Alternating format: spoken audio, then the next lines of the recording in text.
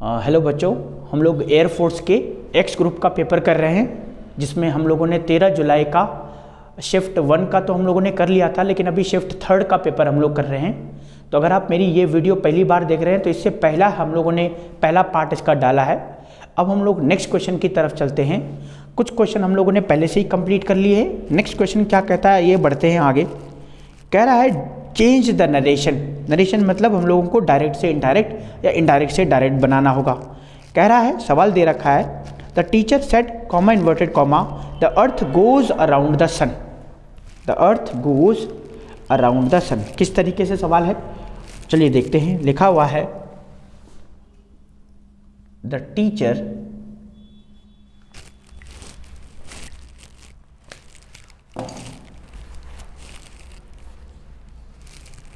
said earth goes around the sun. The teacher said, comma inverted comma, the earth goes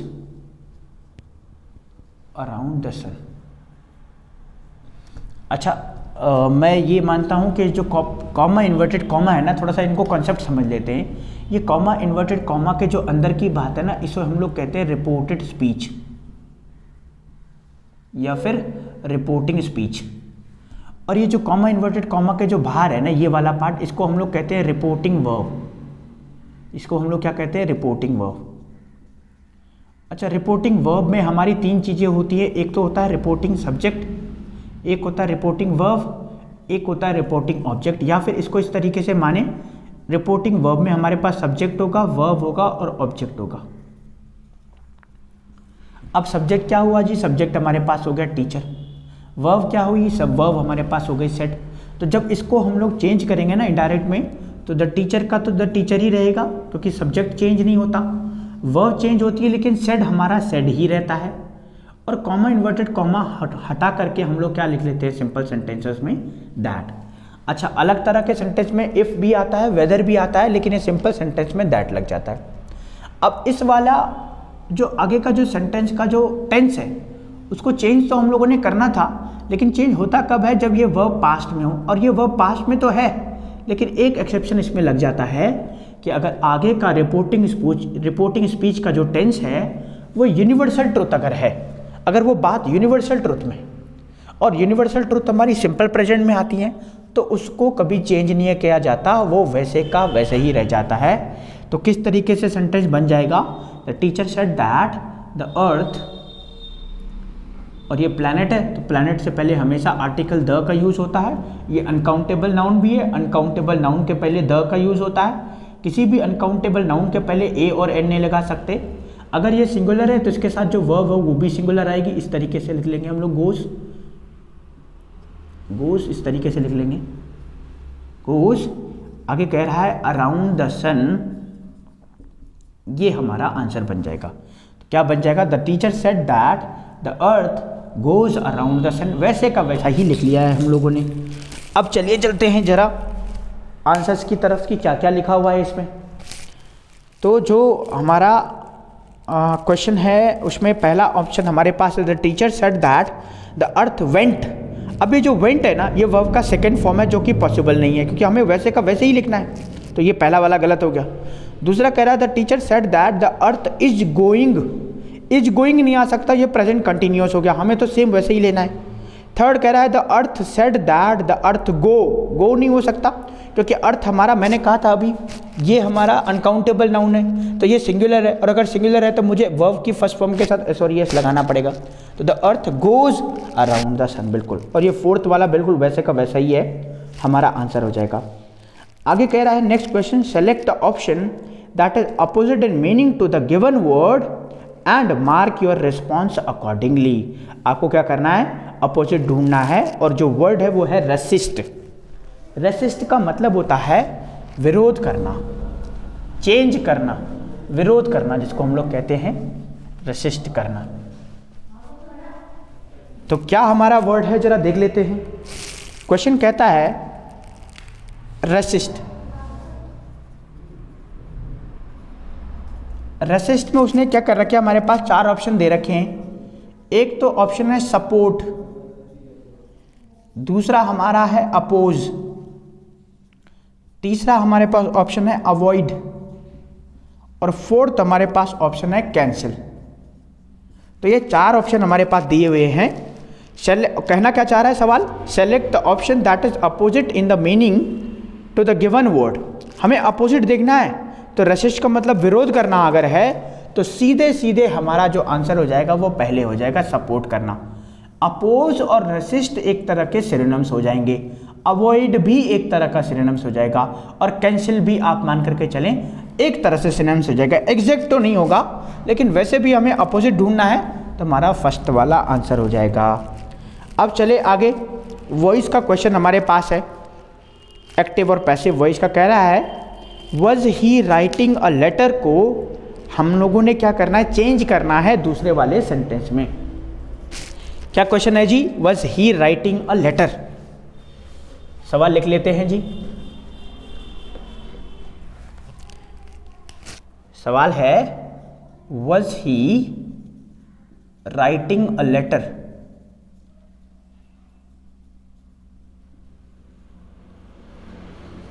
और ये helping verb हमारी पहले आएगी। जब भी हमारी हेल्पिंग वर्ब पहले आएगी we consider that sentence into the interrogative form. और अगर इंटरोगेटिव बनाएंगे तो ये हम लोगों ने इंटरोगेटिव का साइन लगा दिया। अच्छा, अब हमारे पास ऑप्शन क्या क्या है देख लेते हैं। ऑप्शन कह रहा है was a letter being written by him। अच्छा, एक चीज तो आप जानते होंगे, क्या जानते होंगे कि भाई ये जो राइटिंग है ना वर्ब की आईएनजी फॉर्म जो है, जब भी हम लोग पैसिव बनाते हैं तो हम लोग बीइंग लिखते हैं, तो ये बीइंग तो आ रखा है, बाकी चीज नहीं है, मैं कंसिडर कर रहा हूँ, सिर्फ मैं इतना बोल रहा हूँ। दूसरा कह रहा है वर अ लेटर। अच्छा, यहीं पे गलती पकड़ लो इसकी। अब देखो ये अ लेटर की बात कर रहा है तो वज कैसे, वर्क कैसे आ जाएगा भाई, ये तो सिमिलर सब्जेक्ट है ना, तो वज आना चाहिए। तो अगर ये वज नहीं है तो ये तो गलत हो गया, आगे तो लिखना ही नहीं है। थर्ड क्या कह रहा है, were is a letter, is a letter being written by her, being written by her. अब ये हर किसका बनता है, सी का, ये प्रीपोजिशन है, इसके बाद ऑब्जेक्ट आता है। अदरवाइज यहाँ पे हम लोग सी लिख सकते थे, हर तो ठीक है, लेकिन ये सी किसका बन रहा है, सब्जेक्ट का। अब सब्जेक्ट तो यहाँ पे ही है, तो ही का तो हिम बनता है, ही का ऑब्जेक्टिव फॉर्म हिम और ही का पॉसेसिव फॉर्म हिज होता है। तो भाई हमें तो यहाँ पे सी कहीं से नहीं आना, तो इस हिसाब से तो ये भी गलत हो गया। फोर्थ वाले की तरफ चलें, वॉज अ लेटर, ठीक है जी, यहाँ तक तो ठीक है। आगे बताओ, बीइंग और रिटन बाई हर, बिल्कुल यहाँ पे भी गलत हो गया। भाई इसने यहाँ गलती करी थी, अब यहाँ तो सही कर दिया, लेकिन फिर यहाँ गलती कर दी हर। भाई हमें तो ये सब्जेक्ट को लेना है ऑब्जेक्ट में, तो ही आएगा हिम, तो ये तो गलत हो गया। तो 2 क्वेश्चन हमारे गलत हो गए, ये गलत हो गया, ये गलत हो गया। अब चलें आगे, ये क्या कह रहा है, is a letter being written by him. अब इसमें देखना जरा, ये इज अ लेटर नहीं हो सकता क्योंकि ये वर्ब की आईएनजी फॉर्म है। अब वर्ब के आईएनजी फॉर्म में और इसने क्या लिया है, पास्ट का सेंटेंस, तो ये प्रेजेंट कहाँ से आ गया, तो मुझे पास्ट में ही करना पड़ेगा। Was a letter being written by him, तो ये वाला आंसर हमारा सही हो जाएगा, बिल्कुल सही। आगे कह रहा है सवाल, choose the most appropriate phrasal verb and fill in the blanks. अब हम लोगों को फ्रेजल वर्ब वाला क्वेश्चन करना है, जिसमें उसने 4 ऑप्शन हमारे पास दिए हैं। तो कौन सी फ्रेजल वर्ब आएगी, हमें ना थोड़ा सा उनका मीनिंग जानना पड़ेगा, ये क्या कहना चाह रहे हैं और क्या क्या वो फ्रेजल वर्ब है। सबसे पहली फ्रेजल वर्ब है जी हमारे पास कॉल्ड ऑन। अच्छा जी, दूसरी फ्रेजल वर्ब है हमारे पास काम्ड डाउन, ठीक है। थर्ड वाली फ्रेजल वर्ब है हमारे पास टर्न्ड डाउन, और चौथी वाली हमारी फ्रेजल वर्ब है ड्रेस्ड अप। अच्छा, क्वेश्चन क्या कहना चाह रहा है, his novel was, his novel was dash by publisher after publisher. अच्छा, आप लोगों को लगेगा यहाँ पे गलती है, लेकिन नहीं, ये सवाल बिल्कुल सही है। आफ्टर पब्लिशर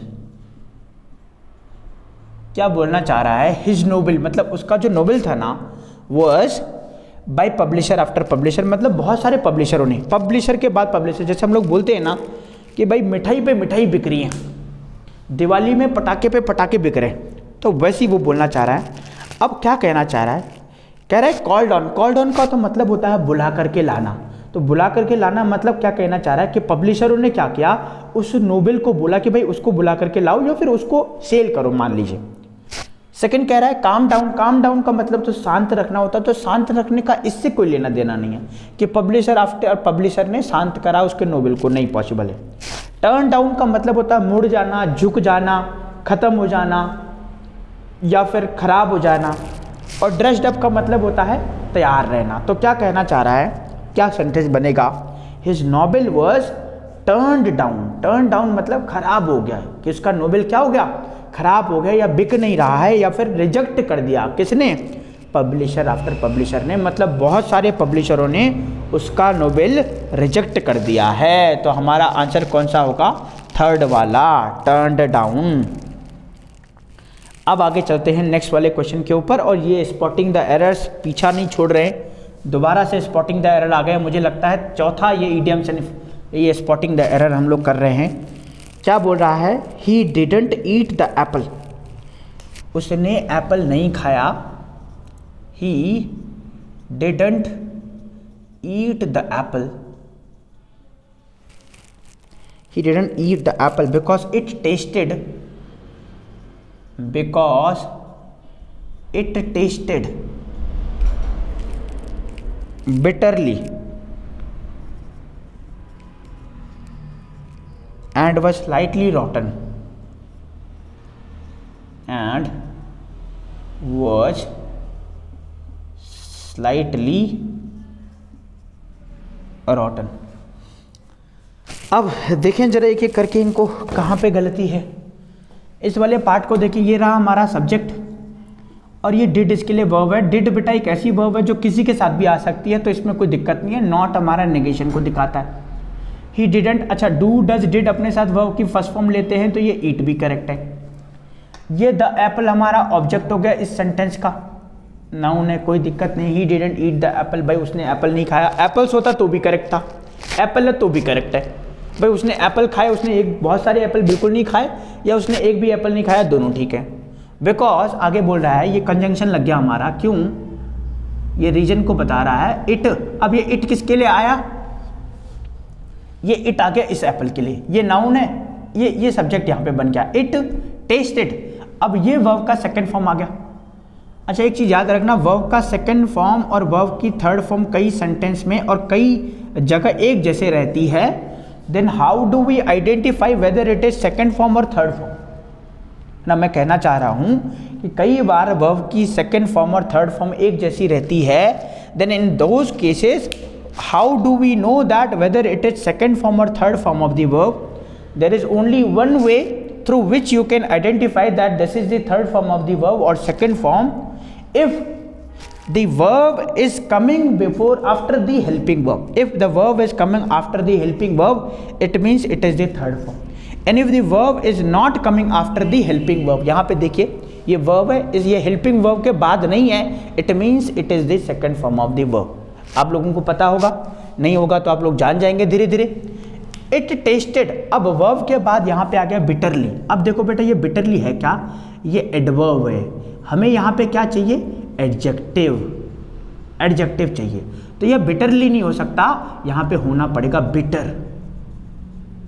क्यों नहीं हो सकता, वर्ब के बाद एडवर्ब नहीं आ सकता, वर्ब के बाद एडजेक्टिव आना पड़ेगा। इस वर्ब को कौन क्वालिफाई करेगा भाई, इस वर्ब किसकी, ये टेस्ट कैसा करता है, तो ये टेस्ट करता है कड़वा, और कड़वा करेगा तो बिटर मुझे करना पड़ेगा, बिटरली नहीं। और वैसे भी जब एडवर्ब आता है तो ये एडजेक्टिव के पहले आता है, तो यहाँ पे तो और आगे कहीं नहीं है, तो इसलिए हम लोग क्या कर देंगे, सेंटेंस बन जाएगा he didn't eat the Apple because it tested bitter. तो उस हिसाब से ये ए पार्ट है और ये बी पार्ट है, तो हमारा जो एरर होगा वो बी वाले पार्ट में होगा, और ये सी पार्ट है एंड वॉज स्लाइटली रोटन।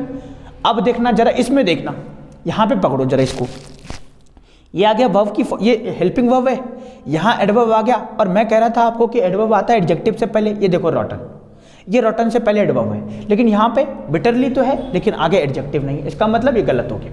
तो गलत हो गया तो यहाँ गलती हो गई, तो बी वाले पार्ट में हमारे एरर है। चलिए जी आगे चलते हैं। आगे हम लोग चलते हैं आगे।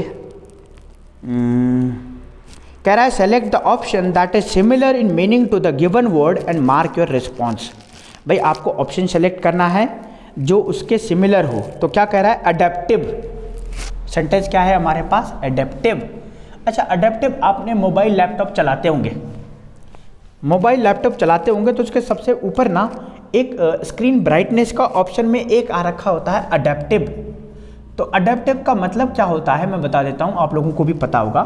अडेप्टिव का मतलब होता है कि जब आपकी स्क्रीन ना धूप में जाएगी तो अपने आप आपकी ब्राइटनेस कम हो जाएगी, और जब आप रात के अंधेरे में अपने फ़ोन को देख रहे होंगे अपने आप उसकी ब्राइटनेस बढ़ जाएगी। तो अडेप्टिव, और अडेप्टिव का मतलब होता है जैसे कि माहौल के अकॉर्डिंग ढल जाना या माहौल के अकॉर्डिंग बदल जाना। क्या ऑप्शन है देख लेते हैं, हमें सिनोनिम्स चाहिए। क्या ऑप्शन है, सबसे पहला है स्टबॉर्न, ठीक है जी। सेकंड ऑप्शन क्या है, यूजुअल। थर्ड ऑप्शन है फिक्स्ड। अच्छा, फिक्स्ड तो नहीं होगा, अगर फिक्स होगा तो मान लीजिए आपने 70% ब्राइटनेस कर रखी है तो अंधेरे में भी 70 दिखाएगा और धूप में भी 70 दिखाएगा, तो ये फिक्स तो नहीं हो सकता, ठीक है। चौथा ऑप्शन क्या है, फ्लेक्सिबल। अच्छा, फ्लेक्सिबल हो सकता है, कैसे फ्लेक्सिबल, मतलब कभी वो 70 हो रहा है तो कभी वो 30 हो रहा है, कभी 10 हो रहा है तो कभी 90 हो जा रहा है, तो ये फ्लेक्सिबल हो सकता है, ये तो नहीं हो सकता। यूजुअल मतलब जैसे कि रहती है, तो ये भी पॉसिबल नहीं है। स्टबॉर्न का मतलब तो जिद्दी होता है, तो स्टबॉर्न को मतलब आप रिजिड भी कह सकते हैं कि एक जैसे रहती है जी, 70 तो 70, तो ये भी पॉसिबल नहीं है। तो हमारे पास ऑप्शन आ गया राइट वाला, फ्लेक्सिबल। और लास्ट क्वेश्चन हम लोग चलते हैं, कह रहा है change into interrogative form. Interrogative form में चेंज करना है जी हमें, ठीक है जी, कर लेंगे। इतने सवाल कर दिए हैं तो ये को भी कर देंगे, इसको भी कर देंगे। तो क्या कहना चाह रहा है, sentence is saying there is nothing better than a busy life. Interrogative form में चेंज करना है, there is nothing better than a busy life. अच्छा, किसी भी सेंटेंस को इंटरोगेटिव फॉर्म में अगर चेंज करना है ना, तो हम लोग क्या करते हैं, एक तो सबसे पहली बात तो ये नथिंग है, तो ये नथिंग नेगेटिव सेंटेंस है, तो इंटरोगेटिव के लिए मुझे इसको पॉजिटिव करना पड़ेगा, है ना, इस सेंटेंस को। और ये जो हेल्पिंग वर्ब है ना, इस हेल्पिंग वर्ब को पहले ले आना पड़ेगा। तो हम लोगों ने बोला इज देयर, अब इज देयर नथिंग करते हैं, मान लीजिए हम लोग इज देयर नथिंग करते हैं, तो ये इंटरोगेटिव तो है लेकिन ये नेगेटिव भी है, तो ये सेंटेंस कैसे बन गया, इंटरोगेटिव नेगेटिव सेंटेंस बन गया, इंटरोगेटिव नेगेटिव। हमें क्या चाहिए, इंटरोगेटिव, तो इंटरोगेटिव चाहिए तो नेगेटिव को हटाना पड़ेगा, और नेगेटिव को हटाना है तो नथिंग की जगह पे मुझे लगाना पड़ेगा एनीथिंग।